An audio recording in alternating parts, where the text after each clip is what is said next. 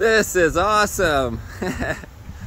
Oh, hey guys, this is Marcel Irnie with Irnieracing YouTube, and just found this guy on the side of the parking lot here, just getting some food probably. Getting a pair of slippers from Winners. Okay, yeah, there you go. Where are they? Sharon needed some new slippers. Hi Sharon.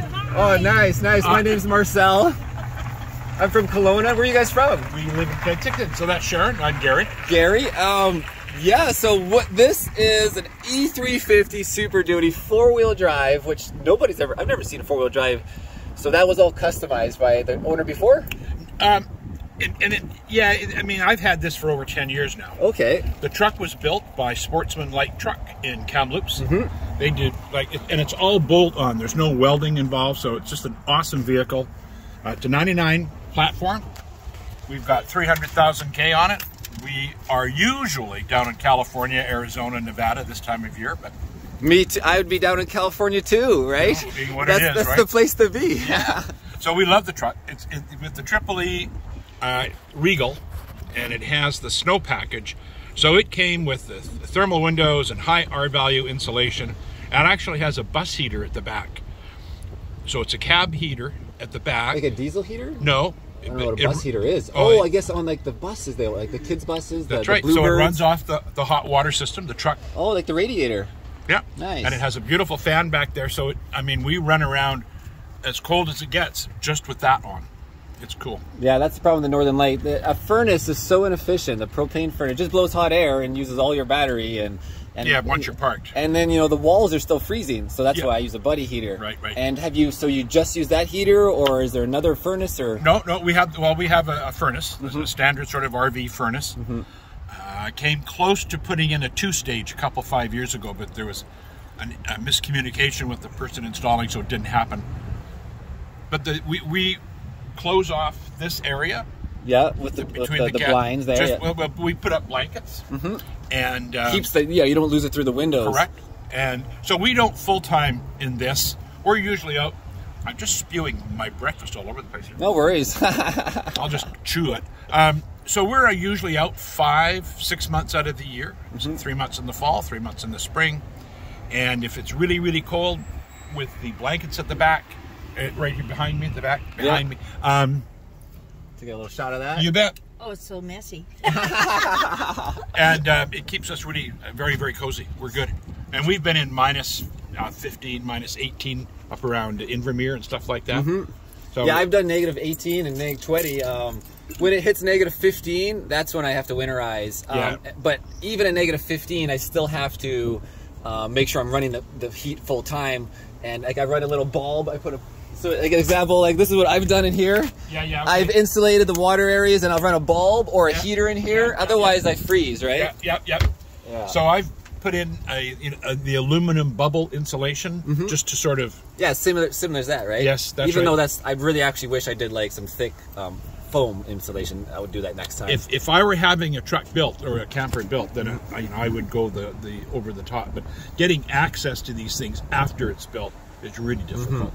So I know they make so hard to reach all the water lines everywhere. Yeah, it's a joke. Yeah, it's tough. So if we're getting into the really nasty temperatures, I just leave the hot water tank on. Yeah. Oh, me too. I leave it on all the time when it's negative 10 or worse. Yeah, and that keeps that underside of the cabinet. It's probably 70-75% of the lines are within reach of the warmth from the hot water from the hot water heater. Yeah. Cool. So, and how does it off road? I guess that's what everybody wants to know. Yeah, so I mean, people look at it and say, "Oh my God, you can go anywhere." No, but it's just everything inside the camper. You have to drive it smart. Either you got to go really fast and the bumps are smooth, or you go really slow and it's just bumpy as hell. We just go really slow. I will drink a cup of coffee as we go. I'm not in a hurry. It's like Mexico. Have you ever driven down Mexico roads? No, I've been down to Mexico, but I haven't driven. Yeah, so it's long. Just you got to go really slow in some of the roads. Yeah. So I don't mind if that's the price of this. It's got a lot of whip. If I encounter some terrain that the truck is really rocking, it starts going. It continues to go, right? It can. So you have to just drive smart. I've never broke. I shouldn't say anything because now I'll be smashing stuff. I've never had anything break. I've had cupboard open once or twice, but I don't drive. Yeah, you got to make sure your fridge doesn't whack open and breaks. And it hasn't yet.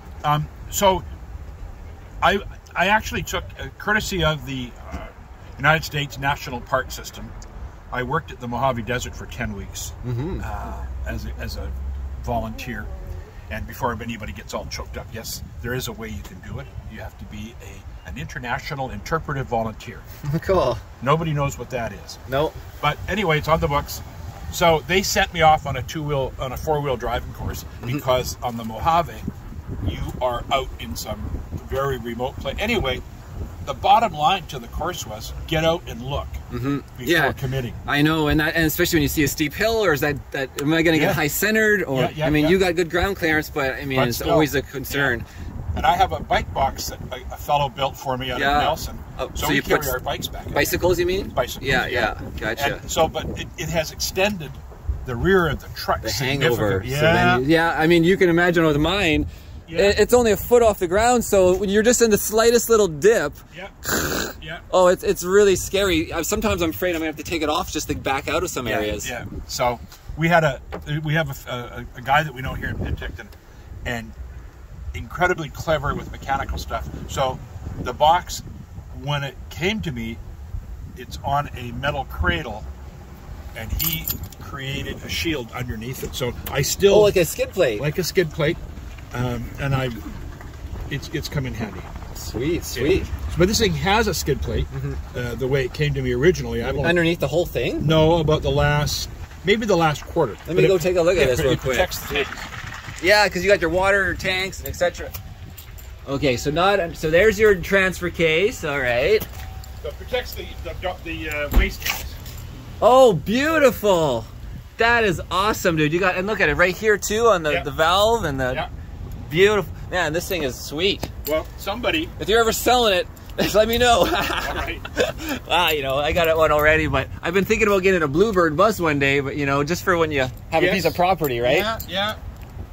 And you got the reverse lights on there. Oh, I got more because look at the ladder, dude. An aluminum ladder. The guy that built the box. It's Apex. Out of Penticton, No, out of Nelson. Okay. Apex aluminum fabricator. So this is what sold me on. I saw his rig down in Sedona. So you know what RV ladders are like, right? I have one. Yeah, there's stupid little aluminum bars and screws. This here takes my weight. Oh yeah, I know mine is scary. It moves and you're tightening the screws. Yeah, no, because it's just in the back, right? It's just in whatever's back there, some fiberglass. What a liability, right? This thing is beautiful. Yeah. So there's my wastewater line. Yeah, so you can carry that around, and then you got your canopy, and then what is that? Like a TV thing up there? A satellite internet? Well, so sometimes park in someplace. And I'm always looking for Wi-Fi signals. Yeah, it's a Wi-Fi booster. No, it's not. Oh. it's a TV booster. I don't have a TV. Yeah. It was there when I bought the truck. Yeah, of course. But I'll be parked somewhere, and I always travel. I always have the door open if I'm parked someplace because people get kind of hinky about, are you stealing children, making drugs? Yeah. I've had people call the police on me saying that I'm a suspicious vehicle, dude. Yeah, that's right. So I have the door open, so people will walk by. And I'll be sitting there. And you're just a nice Santa Claus in there, you know? You know who you're talking to, right? No. What do you? Penticton Santa Claus. You what? Honest to goodness. Oh man, pound on that and Santa Gary. That's right. That's awesome. I'm gonna have to find you next winter then. Next Christmas. I'm the one that got fired from the Cherry Lane Mall. Look that up. Okay, so, we will, everybody. All right. Cherry Lane Mall. Cherry Lane Mall. Santa Claus. I got fired because you. Find that out for yourself. I was the most popular guy in town for about 15 minutes, I'll tell you. I had interviews all over the world, TV, radio, print. Yeah. You were Penticton famous. I am. Well, I still am. Infamous probably is infamous. The word. Yeah, I know what I feel like. Right now I'm Kelowna famous after Castanet did a smear piece on me. Oh, did they? Yeah. I had police harassment just on the 29th at the rally. And so if you just look up Kelowna police harassment, I will pop up. We have so much in common. We could have our numbers, right? Put your ID number on because the cop wouldn't identify himself. Oh, really? Which is illegal. And so now I know when a cop comes up to you, this is big business. This is serious. Like, look what happened in Nova Scotia. Look what happened, impersonating, killing people. You ask for their ID number and their badge ID, like their literally ID card. Compare the two numbers. Then you call the 1-800 number of the RCMP and verify that it's real number as well. Then you can start talking to this guy. That's what I've learned now. All right. All right, let's continue on the Regal. I'm old. I'm not sure I'll remember all of that. Yeah, it'll be in the video for everybody. So people will walk by and they look in, and they look in, they see me on the computer, and you're on your computer. Yep, and they're looking around. They say, "Oh, is that a satellite dish?" Mm-hmm. And I say, "Well, yes, it is, because it might be their signal I'm stealing." Yeah. And you always see what you want to see. People see that, they say that's a satellite dish. Like, oh, yes, it is. Satisfies them. That's a boat rack up there. At the top? Yeah, you could put on, like a fishing little one or something. Damned if I know. It was there when I bought it. Yeah. And I'm going to leave it there for the next person that owns it. Well, it's good for canoes or like kayaks or whatever. So, it's not high enough the way it is. No thanks. I don't like going, I mean, to get stuff on the roof is a nice. Crank. So oh, really? You don't actually have to go onto the roof. What? I see now. It's got the rollers on the back. Somebody has done some stuff on this thing. Oh my! This is incredible. Yeah. You need a little bit of metal protector on there, but otherwise, Well, I've clipped it a couple times. No, I know you're not using it. Yeah, Yeah. exactly. So. Unbelievable, dude. Look at this. This thing is interesting. So Cool. now we're having house renovations done here in Penticton. Yeah. So we demoed the floor ourselves. We did a bunch of other stuff. Yesterday we poured the concrete leveler. Mm-hmm. Now we are out for 2 weeks. Okay, so you're just on a little trip now then. Go down, play Santa-Claus, go see my grandkids in Vancouver. Perfect. Hang out in Lower Nicola for a couple of days. So you just needed some warm shoes. Yeah, it doesn't get any better than that. Yeah. Right? Cool. Well, thank you for taking the time. Hey, it's incredible to meet you. Thank you very much. Hey, you bet. Are you? Do you do Instagram? You must. Yeah, Irnieracing. Okay. I'll give you a card. Yeah, Irnie. My last name is Irnie. Again, you can just look up 4x4 RV on Instagram. 4x4 RV, everybody. Yeah, come and say hi. All right, guys, we got Santa-Claus here. 4x4 RV, and my name is Marcel Irnie. Sorry, what's your name again? Let me look. Stanfield. No. Gary Hopton, Sharon Nichols, Penticton, Santa. All right, guys, and today is what? February 6th today. February 6th. I'm old and retired. Yeah, me too. Well, I'm not old, but I feel old. This injuries make me old. No, I don't. It's Sunday, right? Yeah. That wasn't a trick question. Yes, it is. I don't know what the date is. No, I'm right with you, dude. I've been semi-retired for a while. I never keep track of the day. I just film the news and run into Santa Claus. There you are. You can't. Awesome, dude. I appreciate it so much. I was in West Kelowna at.